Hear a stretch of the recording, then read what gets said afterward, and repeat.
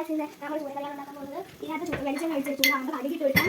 എന്നിട്ട് പച്ചമുളക്, എന്നിട്ട് വെളുത്തുള്ളി, ഇഞ്ചി, കൊച്ചുള്ളിയും മുളക് ഇട്ടത് ഇട്ടിട്ട് കറിവേപ്പില ഇട്ട് നല്ല മുളക് വേണം. നിങ്ങൾ തന്നെ ഉപ്പിടുക. തീ കുറച്ച് വെച്ച ശേഷം മഞ്ഞൾപ്പൊടി ഇട്ടെടുക്കാം. എന്നിട്ട് ഉലുവാപ്പൊടി 3 ടീസ്പൂൺ ഉലുവാപ്പൊടി ഇട്ടേക്കണം. മുളക് പൊടി ഇട്ടിട്ട് ഇനി മല്ലിപ്പൊടി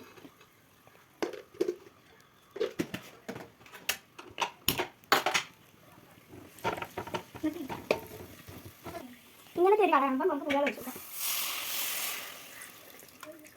അത് നല്ല കഴിക്കും.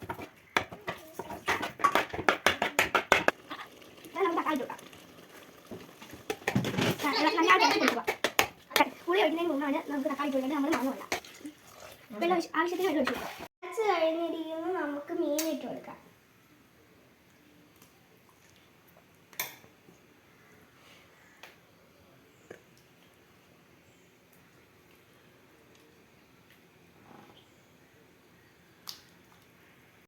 നമ്മുടെ ടേസ്റ്റ് ചെയ്യാൻ